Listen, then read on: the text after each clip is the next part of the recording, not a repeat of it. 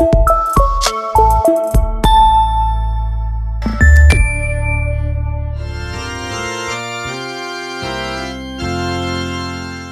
mofinaina isan'andro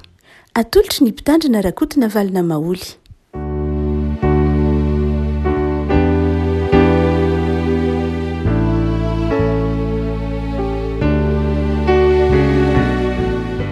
Mpifaninarana iarabanantsika tratra ity zoma fa voalohan'ny volana aogositra ity izay volana fahavalo sady amin'ny taona dia miarahaba antsika rehetra tratra zany tombonandro omeny tompo atsika izany sady tombonandro no fahasoavana ratoko. Anatin'ny fotoana fialan-tsasatra pony mpianatra dia irintsika ho tain'Andriamanitra mamakivaky izany fialan-tsasatra izany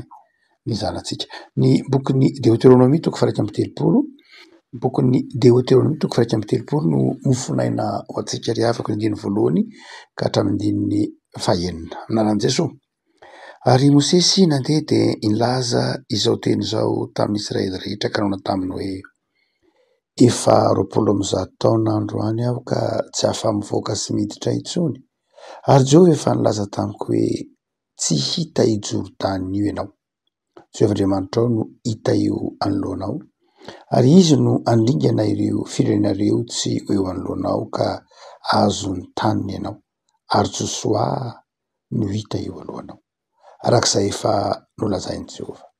Ary Jehovah anao aminareo tahaka nataony tamin'ny Siona sy Oga, mpanjakan'ny Amorita, izay naringany sy tahaka nataony tamin'ny tany.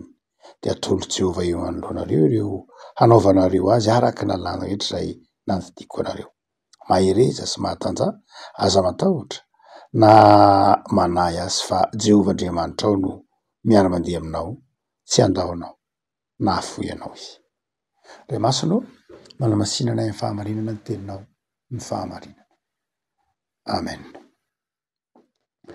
20 taona Mosesy eo amin'ity fotoana anomezany hafatra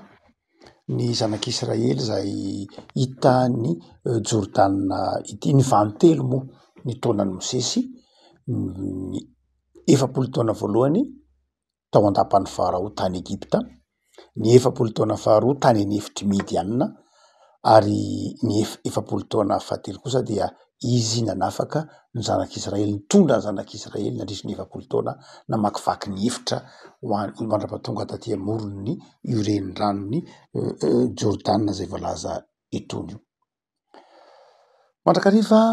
raha fitinina ny hoe fiainan'ny Mosesy ny fiainan'ny Mosesy zany dia misy vanim-potoana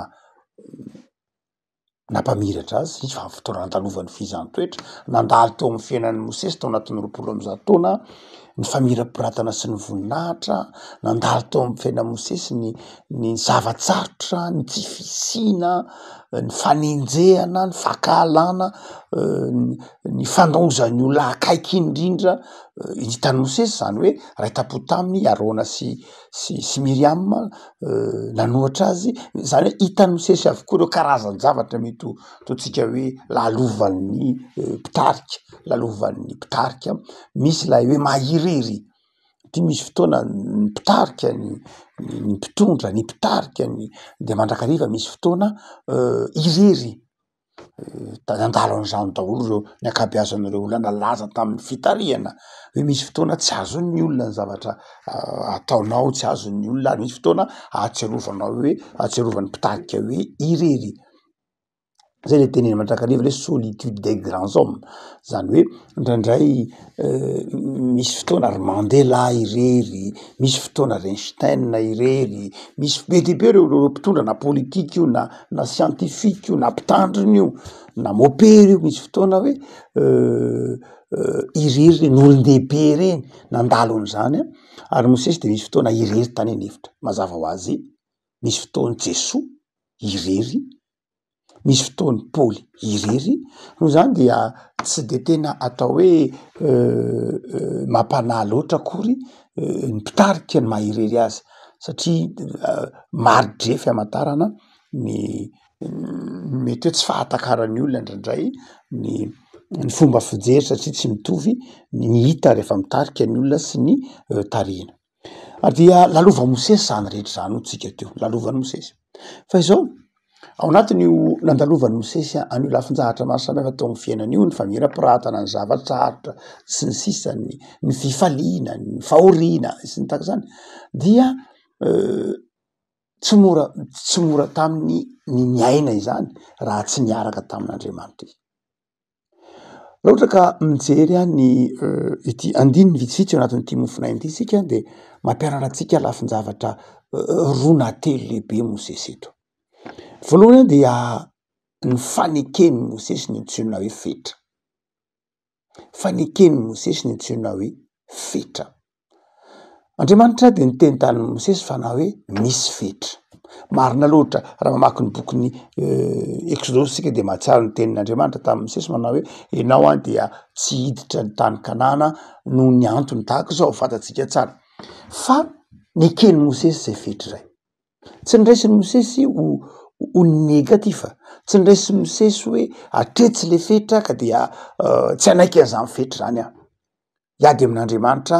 nahoana no tsafelin'Andriamanitra hita ny tany ho tonga any amin'ny tany Kanana, io ny tany Kanana efa tazako, tsy nanao anterisetra mihitsy Mosesy, fanekeny Mosesy ny fetra. Raha itsika olombelona amin'ny toetratsika olombelona rehefa ao anatin'ny famirapiratana, ao anatin'ny fahombiazana ary nitondra ny zanak'Israely tonga eo amoron-drano Kanana na ranon'ny Jordana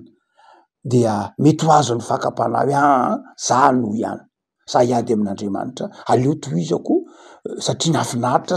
zany nitondra anareo namakivaky ny hevitra tsy tafitinareo raha tsy za niaraka taminareo tamin'ny lafinjavatra ohatr'izao noho zany dia aleo isisika Andriamanitra mba hatovy tafita maoka mba ho tonga am'ty ity hitany ranon'ny Jordana. Tsy zay ny toetran'ny Mosesy. Nanaiky ny fetrany Mosesy, nanaiky ny fahalebiazany Mosesy. Ndray itsika olombelona de tsy manaiky mihitsy hoe misy fetra. Ary ny tokony adonontsika fa ny fakapanahy tao amin'ny Genesis 3 dia raha ny teny le mpakafanahy ny olombelona de nitemana hoe io hazo nge azonareo hinanana ihany e. Azonareo hinanana io fa raha mihinana an'io nareo de mitovy amin'Andriamanitra tsy misy fetra. Maharatsy ny fakapanahy io zay be dehibe no azo anazavana azy fa izao fioarana lay fetra, tsy fanekena lay fetra. Napetrak'Andriamanitra atao amin'ny sahedeny io azy io be dehibe ny antony fa anankiray de izao ana hoe tokony fantatrao fa azo fahalana ny tsara sy ny ratsy io dia ambarany tenin'Andriamanitra fa ny fiainan'ny olombelona de misy fetra, nomena fahafahana de misy fetra. Ny fiainantsika olombelona dia nataon'Andriamanitra hanapetra ny fiainatsika, ny zakatsika, ny hita masotsika, ny fotoana iainatsika, nasian'Andriamanitra fetra. Tsy hoe ny zavatra hita eto ambany masoandro akory de hitan'ny masonao, misy zavatra tsy hitan'ny masotsika mihitsy. Misy hazavana tsy hitan'ny masotsika, ny ultraviolet nataon'Andriamanitra tsy hitan'ny masotsika, nataon'Andriamanitra tsy fantatsika koa ny ao an-tsain'ny olona, ny namatsika, nasian'Andriamanitra fetra ny olombelona. Saingy zao mandrakariva lay ratsy de mampanadino atsika niny fetratsika iny ka mahatonga atsika manaonao foana hoe ianao nge tsy manapetra io azy manaiky an'izany ferany zany fa lasa tsy manana fanetretena intsony. Mosesy eto de mampianatra atsika eken'ny fetra nomen'Andriamanitra azy 20 taona. Zay ny fetra ao Mosesy efa lehibe be dehibe ny olona tsy manaiky ny fahalebiazana, tsy manaiky hoe mety lehibe nge ianao efa miena ny herinao, miena ny fitadidianao, miena ny zaka ny vatanao. Misy zavatra fotoana tsy maintsy ekena zay fa tsy hoe tsy manao zavatra tsy mifanentana amin'ny taona, manao zavatra tsy mifanentana any ka manjary lasa manjary simba satria tsy mifanaraka am'lay fetra sy lay lalàna lay efa napetrak'Andriamanitra hoe rehefa zao ny taona de zao no atao, rehefa zao ny taona de zao zay mahatonga saotra masina hoe araroty ny fotoana fa rehefa tonga ny fahalebiazana de misy fotoana tsy maintsy hipetrahana. tsy voatery mipetraka ratsy akory Mosesy eto tsy nieritreritra ny fahalebiazana ho negativa mihitsy Mosesy eto sanatry de sanatry isika ny tsy manaiky ny fahalebiazana ho zavatra pozitiva ho zavatra tsara fa ny baiboly mametraka ny fahalebiazana ho zavatra mahafinaritra ho fitahiana sy ho fifaliana fa i Mosesy de tena nametra 20 taona zao hitanareo izy tsy afaka mivoaka na miditra tsy hita mihitsy eo anatin'ny fitantarany Mosesy ny hoe fiferotanaina na fanomezan-tsiny an'Andriamanitra noho ny fahalebiazana afa-po izy mifaly izy satria manaiky ny lamina sy ny fandaminana napetrak'Andriamanitra ny fetrana napetrak'Andriamanitra hoe atrety ihany ho tika manao hoe tsy eo amin'ny lafiny taona ihany fa eo amin'ny lafiny mety hoe fahombiazana indraindray tsika midongo mihitsy ary hanoiny hoe de efa eto le fetra de abarany tenin'Andriamanitra hoe misy ny fetra de ekenao ny fetra fa zavatra faharoa ampianarin'ny Mosesy eto de rehefa manoloana ny fetra io mba mahaiza mamantatra mba mahaiza manaraka ny fetra ny lamina napetrak'Andriamanitra hoe io ny fetranao de ekeny zay fa izao itsy hoe nalava ny tiana tahaka zao fa ny faharoa de zao manoloana ny fetra io ary de inona nataon'ny Mosesy nataon'ny Mosesy de zao manoloana n'le fetra ny ekeny ny fetra de izao nitodika manokana tamin'io nanomana olona hanohy izy nanomana ny olona handimby izy nanomana ny olona zay ataontsika hoe azony antoka ahatafita hitondra lay fahombiazana sy lay famirapiratana teo indray izy dia nanomana an Josoa izy nanomana an Josoa izy hoe zao no izy atrety sy ny vitako isorana an'Andriamanitra ny vita fa ity kosa ny manaraka ny fidy an Josoa izy ary zany rehefako malala rehefa mijery ireo karazana ny firenena maro aty Afrika isika dia mandrakariva tsy misy mihitsy zany hoe fanomanana ny olona andimby mandrakariva de zao ndraindray to korotana foana ny isaky ny misy fifandimbiasam-pahefana aty Afrika na eo io tsy eo amin'ny lafiny ara-politika ihany fa na amina orinasa ndraindray na amin'ny orinasa na amin'ny fianakaviana na amin'ny de ndraindray tsy voaomana mandrakariva ny olona zay anohy mety mahita Mosesy fa tsy mahita Josoa ary rehefa mahita Mosesy ka tsy mahita Josoa de zao tsy tafita ny ranony Jordana fa izao Mosesy nampisaraka ny rano hitantsika tsara fa Mosesy dia nanomboka teo amin'ny ranomasina mena ary kosa Josoa anomboka eo amin'ireny ranony Jordana izay fitohizana izay tena zava-dehibe mihitsy amin'Andriamanitra Jesoa aza Andriamanitra nanomana apôstôly Jesoa aza Andriamanitra nanomana manokana ny Petera ny Jaona ny Jakoba fa ndraindray isika tsy manomana ny antsoina hoe everitsika fa mandeha ho azy ny fanomanana ny taranaka everitsika fa mandeha ho azy ny fanomanana ny andavanandro ny fikambanana na ny fiarahamonina misy atsika ary io isany anankiray ataontsika hoe olana amin'ny fiarahamonina malagasy amin'ny toe-tsaina malagasy ndraindray tsy manomana hoe io nge rehefa mipotra ho azy hoe tsy mipotra ho azy fa misy fitezana misy fanabeazana andreto asehon'ny Mosesy hoe anjaranao ny manomana ary io anatin'ny fianakaviana na ao anatin'ny firenena na ao anatin'ny fikambanana de zao ilaina ny fitezana sy fanabeazana handimby satria misy sotoavina nge zay tsy hoe mora nitondra ny zanak'Israely avy any an'efitra fatato Josoa tsara zany hitatsika ny amafin'ny sedrainy Josoa raha tsy noman'ny Mosesy izy sahatra faharoa lehibe zany tsika manao hoe na iza raim-pianakaviana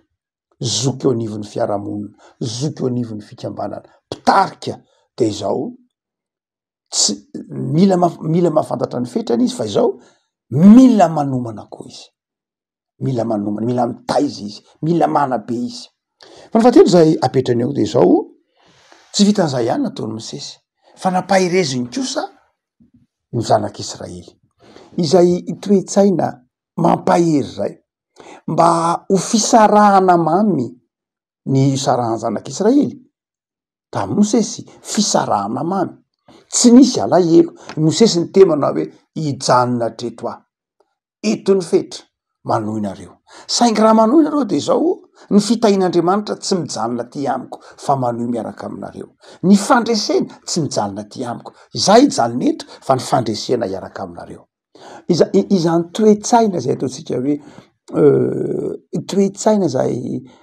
mpitarika mosesy moa de fatatsika fa tena mpitarika ary toetsaina mpitarika zay mendrika ianaran'ny mpitondra fikambanana rehetra mendrika ianaran'ny mpitarika rehetra ny hoe eo anoloany ny fetranao dia tsy hoe sanatria manozona ny olona nentinao ianao tsy hoe sanatria tsy faly amin'ny olona nentinao ianao fa zao manome toky azy fa mbola tsara mandrakariva no avy tsara mandrakariva no avy tsy hoe satria nisaraka tamin'ny zanak'Israely Mosesy eto manomana ny fitsarahany fa mitonamana hoe matoky fa mbola itoy ny fandresena itoy ny fandresena zava-dehibe lay fampanantenana omeny Mosesy ny zanak'Israely eto ary io isan'ny ataotsika hoe fitaomana ny taranaka rehefa mitaiza taranaka isika de zao tao amitsika izy hitodika an'io avy tao amitsika izy tsy ary atadidiny lasa fa zao tao amitsika izy hibanjina no avy ao anatin'ny finoana hoe tsara ny vakivakina tany anefitra anga namiratra fa izao ny fandresena de mbola itoy fa ny zavatra mbola ampianary Mosesy eto ao anatin'izay toy ny fahatelo zay dia hotsika manao hoe lay fanomeza toky lay fitohizany lay fifaliana fitohizany lay fandresena fitohizany le fiarahana amin'Andriamanitra fa izao ny zava-dehibe indrindra de ty andininy faheniny ty hoe aza manà mihitsy aza matahotra mihitsy fa miara-mandeha aminareo Andriamanitra tsy miara-mandeha aminareo tsony aho Mosesy satria zay ny fetra tsy hoe mandeha nareo de miara-mandeha amin'ny Josoa tsy zay fa miara-mandeha aminareo Andriamanitra refako malala ohatsika manao hoe ity volana aogositra ity moa de loha hevitra teny hoe mifampahery mipino eto dia fifampaherezany ray aman-dreny sy zanaka fifampaherezany ny mpitarika sy ny tarihina fifampaherezany mpitondra sy ny entina fifampaherezany mpiasa sy ny mpampiasa zandrehetrany dia asehony ity andininy ity manao hoe zava-dehibe ny fahatserovany tsirairay fa ny famirapiratana ny fifaliana de zao mitohy rehefa miaraka amin'Andriamanitra ny tarihina sy ny mpitarika ary dia ingay revako malala amin'ny fiainatsika andavanandro ho tsapatsika zao ataotsika hoe evim-panahiny Mosesy fahendren'ny Mosesy zao raha tsorona de inona io fahendren'ny Mosesy io zavatra telo ampianariny ho atsika rehetra ray mpianakaviana tsika ray aman-dreny tsika zoky itsika mpitarika tsika mpampianatra tsika mpanabe ampianariny Mosesy de zao ny voalohany ny votoatiny lay zavatra ambara Mosesy de zao ny fanetretena fa izao tsy hoe tsy azo tombiasina ianao ny fanetretena ny hoe tsisy ianao ihany ny mahavita ny fanetretena manao hoe tsisy afaka nody tsia fa zava-dehibe ny fanetretena fa ny faharoa de zao ny finoana Mosesy dia tokony ho anana ny toetrany ny mpitarika rehetra na talena orinasa izy na izy na mpitondra na inona ndraiky de zao tokony manam-pinoana izy manam-pinoana hoe satria ny fombiazana azy rehetra nampombiazana de tsy niankina taminy fa niankina tamin'Andriamanitra de matoky izy fa mbola itoy ny fahombiazana itoy ny fahatsarana itoy ny fifaliana itondran'Andriamanitra ary ny fahatelo zay toetrany Mosesy eto ny fanetretena ny finoana fa ny toetra zavatra lehibe asehony Mosesy eto de zao ny fiaraha-miasa izy nanaiky namindra fiaraha-miasa nandray misy olona mifandimby nge fa tsy na de fifamindram-pahefana range tsy ataony na fifamindrana andraikitra range tsy ataony fa ao anatin'lay hoe fanekena fiaraha-miasa re afako engane isika any amin'ny toeram-piasana any dia anana ny toetrany Mosesy satria zavatra tsy maintsy mipitranga zany ao amin'ny fiainana, tsy maintsy mitombo ianao ome lehibe, dia tsy maintsy mamindra ny andraikitra amin'ny hafa sy ny sisa rehetra. No zany de ilana fanetretena, ilana finoana, azany zavatra any dia ampianarin'ny baiboly antsika. Jesoa tena mpianatra antsika an'zany, na mpianatra ny mpianatra an'zany manao hoe za tsy ho eto aminareo, fa raha tsy ho eto aminareo de zaho manao passation aminareo zao ny zavatra miandry aminareo, reto ny asa, za tsy ho eto aminareo de mampahery anareo ity tahaka zao, za tsy ho eto aminareo hatreto ny fetra fa ity kosa